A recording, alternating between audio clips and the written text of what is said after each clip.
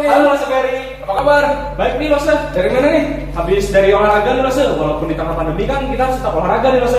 Oh iya, supaya badan kita sehat dan kita nggak boring di rumah kan? Bener Mas. Kita kan supaya badan kita nggak kaku juga gitu Mas. Oh ya, kebetulan mau ngajak Kak Kelvin nih. Kita mau ke komisi anak, kita mau buka komisinya.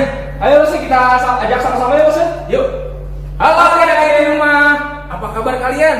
Pastinya kalian sehat selalu dong. Ya, saya harap kita tetap selalu sehat ya dan bisa mengikuti komisi anak selalu. Nah, sebelumnya kita mau doa dulu deh. Ayo Mas, kita doa dulu nih Mas. Yuk kita berdoa ya.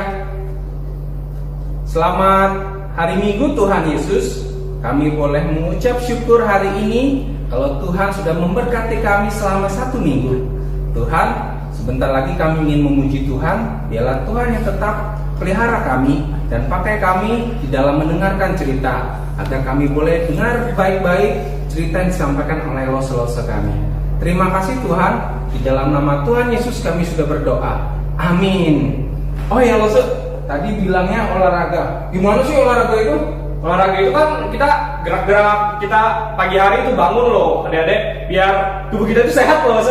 Wah, kita harus merentangkan tangan kita, terus kaki kita, kepala kita biar nggak lemas Mas. Oh iya, kalau gitu sambil kita olahraga, kita sambil memuji Tuhan bagaimana? Baik Mas, ayo kita sama-sama Yuk, Mas. ayo adik-adik kita memuji Tuhan. Tanganku ke depan.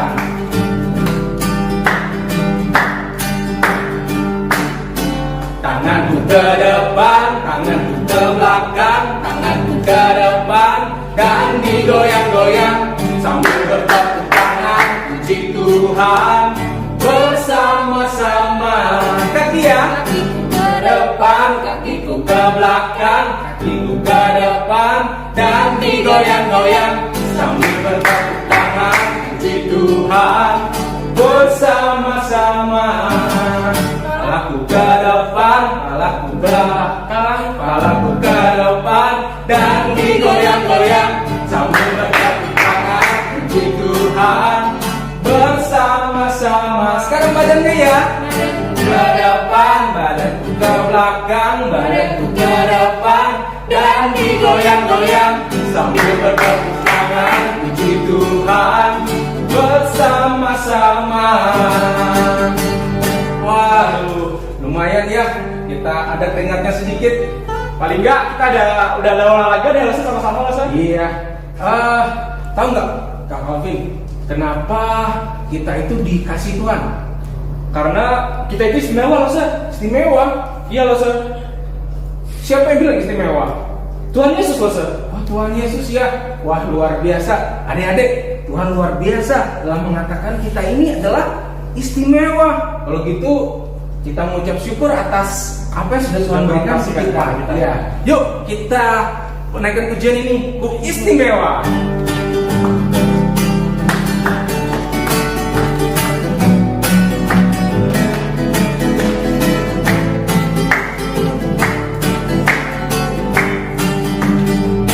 Dunia boleh katakan ku tak berarti, dunia boleh katakan ku bukan siapa-siapa, tapi ku hanya dengar apa kata Yesus. Dia katakan apa? Dia katakan ku istimewa, ku istimewa, karena aku miliknya, ku istimewa, berada di makanya, ku istimewa. Yesus mengasihiku, Dia lahir dalam hatiku dan jadikanku istimewa. Sekali lagi ya, Wasan. Boleh katakanku tak berarti, dunia boleh katakanku bukan siapa-siapa, Tapi siapa yang kita dengar? tapi ku hanya dengar apa kata Yesus. Dia katakan apa? Dia katakan ku istimewa, ku istimewa,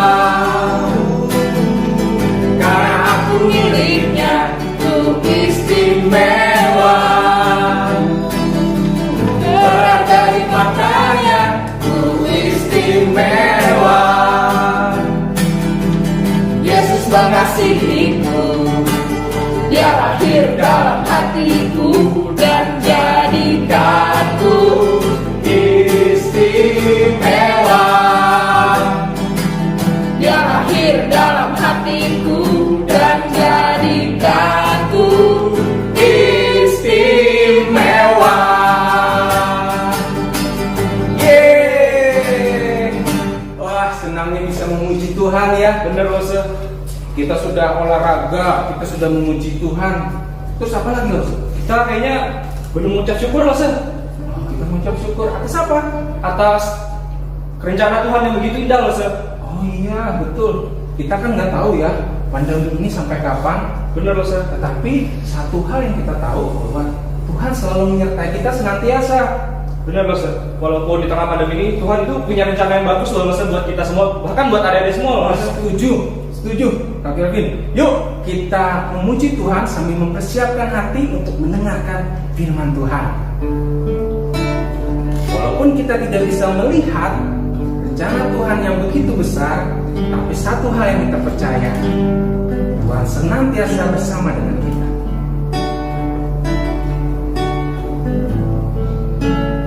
Ku sadar tak semua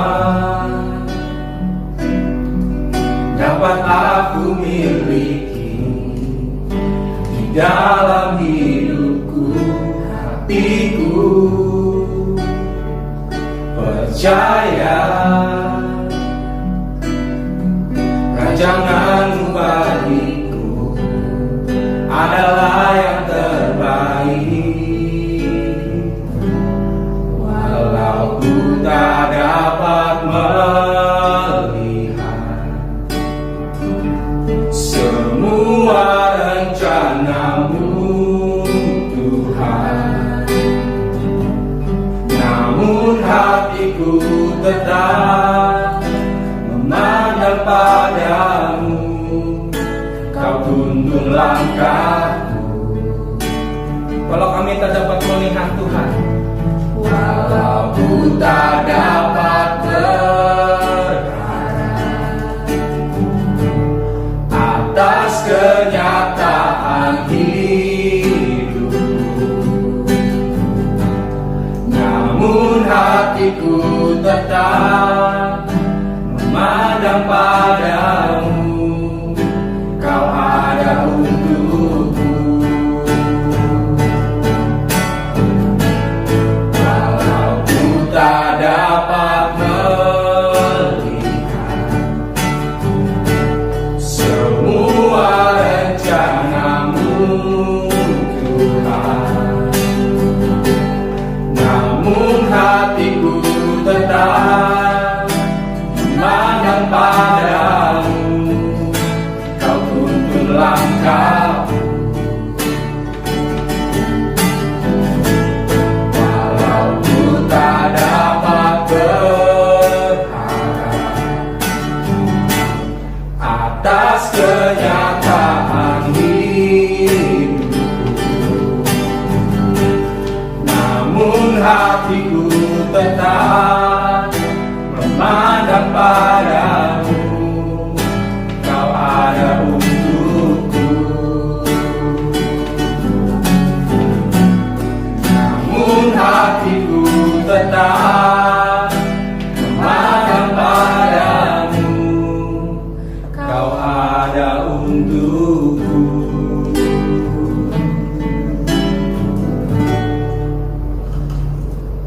Tuhan, terima kasih Tuhan atas pujian yang telah kami naikkan tadi Tuhan. Kiranya pujian tadi berkenan di hati-Mu Tuhan. Tuhan, sebentar lagi kami ingin mendengarkan Lose-Lose berbicara Tuhan. Kiranya buka setiap hati kami, buka setiap telinga kami agar mau mendengarkan firman Tuhan. Terima kasih Tuhan, di dalam nama Tuhan Yesus. Haleluya. Amin. Nah adik-adik, setelah ini ada pengumuman untuk persembahan dan selamat mendengarkan cerita dari Lose-Losenya.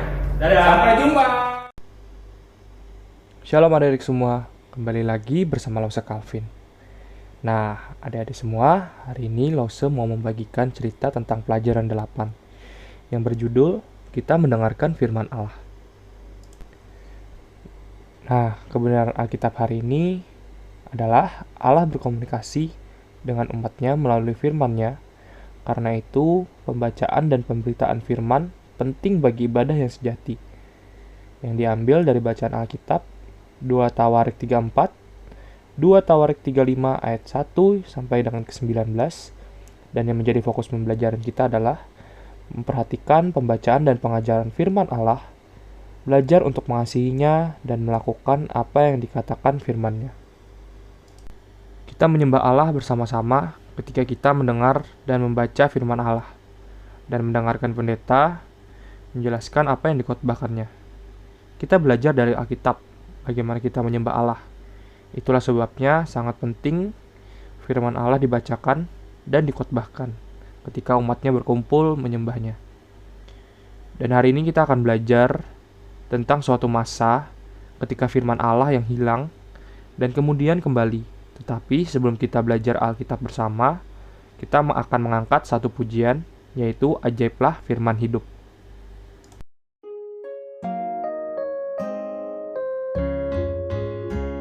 Firman indah, firman ajaib, firman memberi hidup. Firman indah, firman ajaib, firman memberi hidup. Firman indah, firman ajaib, firman memberi hidup. Firman indah, firman ajaib, firman memberi hidup. Nah, pujian sudah kita naikkan, maka dari itu kita akan lanjut kepada cerita Alkitab, yang mana bermula selama beberapa waktu lamanya raja-raja yang tidak mengasihi Allah memerintah umat Allah. Raja-raja yang jahat ini memimpin rakyat dan menyembah berhala dan mempersembahkan korban pada Allah-Allah palsu. Mereka bahkan meletakkan patung-patung berhala di bait Allah yang dibangun oleh Raja Salomo dengan begitu indahnya untuk kemuliaan Allah kita yang sebenarnya. Sepanjang waktu itu, rakyat tidak mempedulikan Allah yang benar dan yang hidup. Firman Allah tidak lagi dibacakan dan diajarkan di bait Allah. Nah, adik-adik sekalian, menurut kalian nih, seperti apa jadinya gereja jika gereja itu tidak pernah membaca Alkitab ataupun belajar tentang Allah? Dan bagaimana perasaan adik-adik ketika seandainya kalian tidak berdoa dan memuji Allah? Pasti Allah akan sangat marah kepada adik-adik sekalian. Tetapi, walaupun umat Allah tidak memudulikan Allah maupun firman-Nya, Allah tidak pernah melupakan umatnya. Ia tidak pernah melupakan firman-Nya. Jauh sebelum peristiwa ini, Allah telah berjanji akan mengutus seorang raja yang akan memimpin umatnya meninggalkan ibadah yang sesat dan kembali ke ibadah yang sebenarnya. Nah, Allah pun menjadikan Yosia sebagai Raja Yehuda. Yang selanjutnya, Yosia baru sangat muda. Bahkan Yosia baru berusia 8 tahun ketika ia menjadi seorang raja. Yosia berbeda dengan raja-raja yang lain, atau bahkan raja-raja sebelumnya. Mari kita lihat, Yosia mengasihi dan percaya kepada Allah dan ingin menaatinya.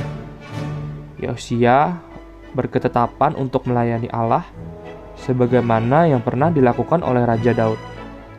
Beberapa tahun setelah menjadi raja, Yosia memberikan perintah kepada rakyatnya untuk menyingkirkan semua berhala. Yosia memastikan bahwa patung-patung berhala dipecahkan dan diperintahkan untuk menghancurkan mezbah-mezbah berhala. Meskipun Yosia masih muda, bahkan seperti adik-adik mudanya yang masih berusia 8 tahun, ia sangat berani, ia tidak takut atau khawatir akan apa yang dia katakan kepada orang-orang. Ia ingin kembali melayani Allah dengan sedemikian baiknya. Nah, adik-adik, ketika Yosia melihat bait Allah di Yerusalem yang telah menjadi kotor dan tampak tidak karuan setelah bertahun-tahun diabaikan, tidak ada seorang pun yang merawatnya agar bait Allah itu tetap indah. Jadi apa yang dilakukan Yosia? Yosia memutuskan untuk memperbaikinya dan memulihkannya kembali, bait Allah rumah Tuhan itu. Lalu berkatalah, "Pergilah menghadap imam besar Hilkia." Raja muda itu pun menyuruh utasannya, "Beritahu dia untuk menghitung semua uang yang telah dibawa ke bait suci dan gunakanlah itu untuk menyewa tukang kayu, tukang batu, dan untuk membeli kayu serta batu baru. Bait Allah harus segera diperbaiki agar menjadi seindah dan sebersih dulu ketika Raja Salomo pertama kali membangunnya. Nah, ketika setiap orang memperbaiki bait Allah itu, sesuatu yang sangat menakjubkan terjadi. Hilkia, sang imam besar, menemukan sebuah gulungan kitab. Ia mencermati gulungan itu dengan teliti dan akhirnya diketahui bahwa itu adalah kitab Taurat yang Allah berikan kepada Musa. Dulu sebelum kita ada Alkitab, seperti yang kita miliki hari ini, yang berbentuk buku, firman Allah ditulis pada gulungan-gulungan panjang, jadi tidak serapi sekarang. Setiap salinan sangat berharga, karena dibutuhkan waktu yang lama untuk membuat sebuah salinan. Di sini kita dapat melihat masa sebelum Yosia memimpin dan sesudah Yosia memimpin. Sebelum masa Yosia, apa yang terjadi dengan firman Allah? Firman Allah dilupakan atau bahkan hilang. Namun, ketika Yosia menjadi raja dan kitab suci telah ditemukan, Yosia membacakannya kepada rakyat. Mereka mendengarkannya serta menyembah Allah. Nah, adik-adik sekalian, kini kita telah melihat atau memiliki mesin cetak yang bisa membuat ribuan salinan Alkitab. Dan masing-masing salinan itu sama persis. Harusnya sekarang kita boleh bersuka cita, karena setiap orang dapat memiliki sebuah salinan firman Allah untuk dibaca dan bahkan kita pelajari. Dan kita senang, karena kita bisa pergi ke gereja dan mendengarkan pendeta membaca Alkitab dan menjelaskannya pada kita dalam khotbahnya. Maka dari itu, kita harus bersyukur karena kita boleh mendengarkan firman Tuhan dengan begitu mudah. Berbeda dengan zaman dahulu. Alkitab pun atau firman Tuhan pun berbeda karena hanya berbentuk gulungan, tidak serapi sekarang yang sudah disusun bahkan dicetak sedemikian banyaknya. Maka dari itu, dengan adanya Alkitab sekarang, kita dapat mendengarkan firman Tuhan atau membaca firman Tuhan dengan mudah. Demikian cerita hari ini, mari kita tutup dalam doa. Terima kasih Tuhan Yesus untuk firman-Mu yang indah pada hari ini. Tuhan, tadi kami telah memuji dan mendengarkan firman-Mu ya Bapa. Kiranya kami boleh menjadi anak-anak-Mu yang sedemikian hari, sedemikian diperbaharui ya Bapa. Dan kiranya Kau boleh menolong kami untuk boleh mendengarkan firman dan belajar memahaminya. Dan juga belajar mengasihi, melakukan apa yang ada di dalam firman-Mu ya Bapa. Dan kiranya Kau boleh lindungi kedua orang tua kami, atau bahkan guru-guru kami, atau bahkan orang-orang di sekitar kami. Terpujilah nama-Mu Tuhan, dari dulu, sekarang, sampai selama-lamanya. Haleluya, amin.